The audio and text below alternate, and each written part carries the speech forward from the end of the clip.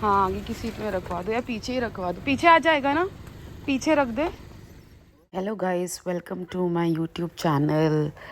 कैसे हो आप सब? आप सोच रहे होंगे बच्चे को छोड़ के कहाँ जा रही है, पति को छोड़ के कहाँ जा रही है। तो मैं चली अमृतसर गोल्डन टेम्पल देखने के लिए। कभी मैंने नहीं देखा तो सोचा कि मैं अपना एक्सपीरियंस यहाँ पे रिकॉर्ड करूँ और आप लोग के साथ शेयर करूँ। मैं और मेरी फ्रेंड निकल पड़े हैं साथ में जाने के लिए। और आपके दिमाग में मेन क्वेश्चन ये आ रहा है कि मैं अपने पति बच्चों को छोड़ के कहाँ चली गई। बेसिकली ये सब चीज़ के पीछे मेरे हस्बैंड का हाथ है। उन्होंने कहा कि वियान के बाद, जो कि 2.5 ईयर्स का हो चुका है, and you really deserve a break.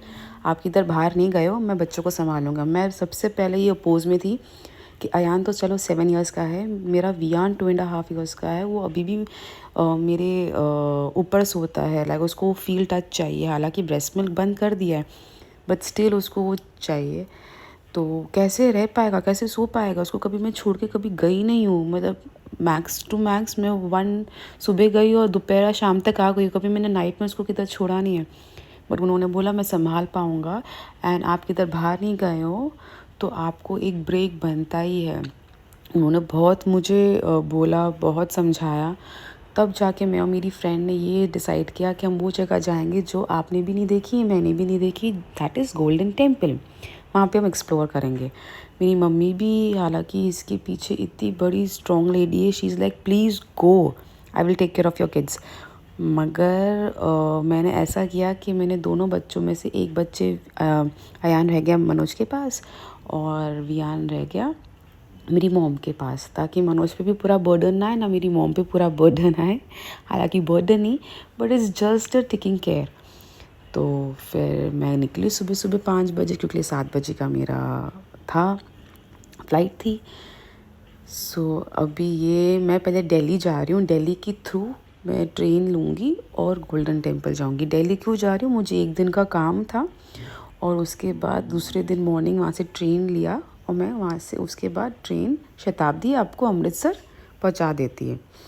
मैं बहुत ठंड में गई थी, मैं जनवरी में गई थी। मैं ये व्लॉग अपलोड कर रही हूँ मार्च में, क्योंकि इसके बीच में बहुत बिज़ी हो गई थी। और फिर आप आते हो, बिज़ी हो जाते हो, बच्चे की एग्ज़ाम्स ये वो, आप लिटरली टाइम बोलते हो कि यार तुम टाइम तो निकाल ही नहीं पाते हो व्लॉग तो इतना। बोला नहीं, एडिट करने में बहुत टाइम लगता है, आपके वॉइस ओवर देने में एक्चुअली टाइम लगता है। क्योंकि कभी कभी कुछ चीज़ कुछ गलत बोल जाते हैं या कुछ अजीब बात हो जाती है कि जैसे अभी मैं अजीब बोल रही हूँ मगर मैं ये एडिट नहीं करूँगी ये सोच कर कि हाँ देखो ये एग्जांपल है कि कभी कभी शॉर्ट ऑफ वर्ड्स हो जाता है। बट स्टिल मैं नहीं अपलोड कर पाई, माय बैड। और ये हम पहुँच गए दिल्ली।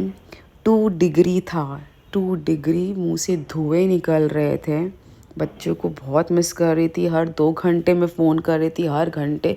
हालांकि सामने से मेरे को ना मेरी मॉम से फ़ोन आया किड्स के बारे में, ना हस्बैंड का फ़ोन आता था टू चेक कि मैं कैसी हूँ, बट किड्स के रिलेटेड कभी नहीं।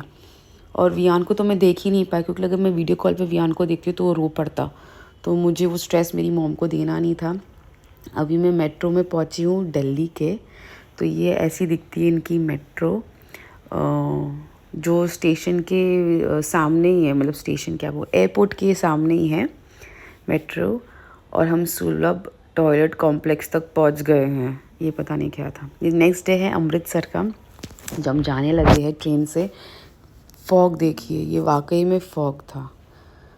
बहुत सारा धुंधलापन पहली बार मैंने अपनी लाइफ में देखा है। तो आज है 26 जनवरी, दैट इज़ रिपब्लिक डे। आज के दिन ही मुझे मन था कि मैं वाघा बॉर्डर पे वो शो देखूं। अनफॉर्चुनेटली ये हो गया कि जो हमारी ट्रेन 1 o'clock को पहुंचने वाली थी, 3:30 पहुंची। और मेरे हस्बैंड ने ये ट्रिप की इतनी अच्छी आइटनरी बनाई कि उन्होंने हमारे लिए पिकअप रखा हुआ था स्टेशन से वाघा बॉर्डर तक के लिए। और वो हम खुद ही लेट हो गए। हमें 3:30 पहुंचना था वाघा बॉर्डर, मगर हम पहुंचे कुछ 4:30 के बाद और शो ऑलरेडी शुरू हो चुका था। और इसके कारण उन्होंने वीआईपी एंट्री बंद कर दी थी। और हमारा वीआईपी एंट्री पे हमारा पास था सबसे फ्रंट वाली सीट, बट एंट्री बंद होने के कारण हम कुछ ना कर पाए। तो जहाँ खड़े होके मौका मिला शो देखने का, हम शो देख रहे थे।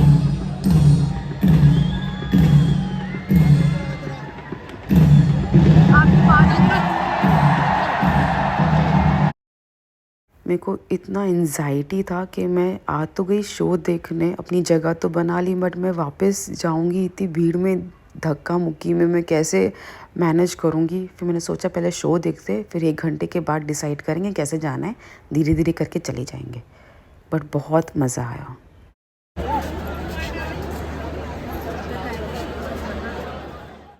बहुत प्राउड फील होता है to be an Indian actually. ये हम पहुँचे गोल्डन टेम्पल और ये है जलियांवाला बाग का स्टैचू। और पहले हम गोल्डन टेम्पल गए, रात का टाइम था तो अंदर से एक्चुअली उनकी जो, मैं शायद रॉन्ग हो सकती हूँ, जहाँ मेरी अंडरस्टैंडिंग थी उनकी जो वो होली बुक होती है वो उनके रेस्टिंग का टाइम था, उनके जो भगवान जी का रेस्टिंग का टाइम था, तो उनको बंद कर दिया था गेट। तो हम देख पाए, बुक को भी देख पाए और मगर फिर हम दूसरे दिन सुबह भी गए थे। बहुत ठंड थी, इतनी ठंड के मुंह से धुएं निकल रहे थे, बट बाबा जी ने हिम्मत दी और नंगे पाँव भी चल पड़े हम। तो बहुत सुंदर, बहुत खूबसूरत, आय हाय, ऐसे लग रहा था कि माय गॉड, इस जन्म में भगवान जी ने हमको नसीब दे दिया है ये इतनी सुंदर चीज़ एक्चुअल अपने आँखों से देखने का।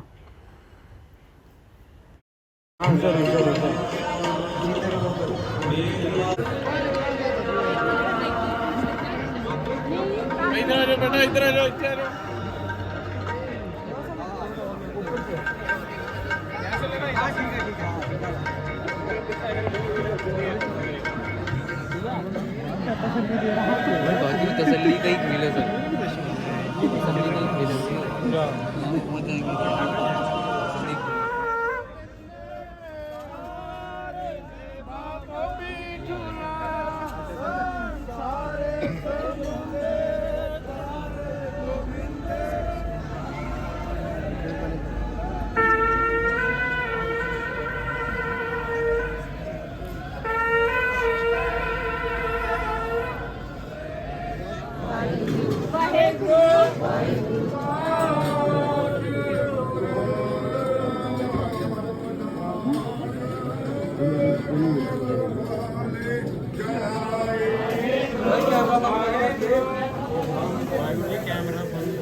अच्छा सॉरी, मैंने किधर देखा नहीं था कि लिखा हुआ कि वीडियो शूटिंग प्रोहिबिटेड है, बट जब भी मैं रिकॉर्ड करती थी वहाँ के सेवक ने मुझे मना किया था, बट कोई बात नहीं, मैंने किया हुई रिकॉर्डिंग। और ये हम लंगर पे आए हैं, कड़ी खीर रोटी सब थी, और ये इनका इतना बड़ा अरेंजमेंट है। ये यूट्यूब के बाकी के व्लॉग में आपने देखा ही होगा कि कितनी बड़ी रसोई है, किचन है, और वॉशिंग का यूटेंसिल वॉशिंग का अलग ही सिस्टम है, खाने पकाने का अलग सिस्टम है, रोटी मेकर है। तो ये मैंने बस थोड़ा सा क्लिपिंग लेने की कोशिश की। ठंड इतनी थी कि यहाँ पे कारपेट नहीं लगे हुए थे तो पैर जाम हो गए थे हमारे। मतलब मैं ही गई थी शूट करने एकदम ठंड पे, ये नीचे जो टाइल है पूरे एकदम ठंड पड़ गए थे, एकदम इतने ठंडे के जाम हो गए थे पैर। बट बहुत अच्छे से ऑर्गेनाइज़ किया था, चम्मच अलग से दो, आप कटोरी अलग से दो। और ये हम दूसरे दिन आए थे केसर का ढाबा में, केसरी ढाबा या केसर का ढाबा, बहुत फेमस ढाबा है अमृतसर का। लंच किया, फिर वापस हम गुरुद्वारे आए, गोल्डन टेम्पल आए, और हमने एक्चुअल वाले दर्शन किए, क्योंकि कल रात को हम कर नहीं पाए बिकॉज़ बंद होने का टाइम हो गया था। और ये मेरा धुआं निकल रहा है। अयान ने मुझे बोला था कि मम्मी एक वीडियो भेजो जिसमें आपके धुएं निकल रहे हैं मुंह से, तो पता चले कि कितनी ठंड है। तो ऐसे ही मेरी ये एक छोटी सी मस्ती।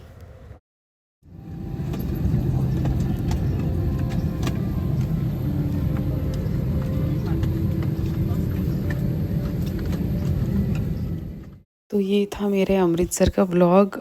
बहुत बड़ा व्लॉग ना बने इसलिए छोटी छोटी क्लिपिंग कर करके जोड़ा है। और मेरा छोटा सा 2-3 डेज़ का एक्सपीरियंस, और इसमें मैं इतना मेंटली मुझे शांति मिली, नॉट बिकॉज के बच्चे नहीं थे, ऑफ कोर्स मैं मिस कर रही थी, बट फिर अपने आप के लिए मैंने बहुत टाइम निकाला, बहुत चीज़ें एक्सप्लोर किए। अमृतसर में इतनी शॉपिंग नहीं की तो इसलिए मैंने कुछ शूट नहीं किया वहाँ पे। मैं थोड़ा पेट भी ख़राब हो गया था, टमी बग्स हो गए थे मुझे, उसको ले लैंग्वेज में डायरिया बोलते हैं। और अच्छा था। स्पेशल थैंक्स टू माय पतिदेव। मैं चाहती हूँ कि अगर हस्बैंड ये बात को समझ ले कि वाइफ को भी एक ब्रेक बनता है, ये एटीट्यूड ना रखे कि घर पे बैठे बैठे तुम्हें काम है क्या, घर पे बैठे बैठे तुमको ब्रेक की ज़रूरत नहीं है, ये एटीट्यूड ना रख। और इसी के साथ हम मुंबई पहुंच गए। अगर व्लॉग पसंद आए तो लाइक कर देना, सब्सक्राइब कीजिए और मुझे कमेंट में बताइए कि मैं आपको कौन कौन से व्लॉग आप देखना पसंद करेंगे। Thank you, bye.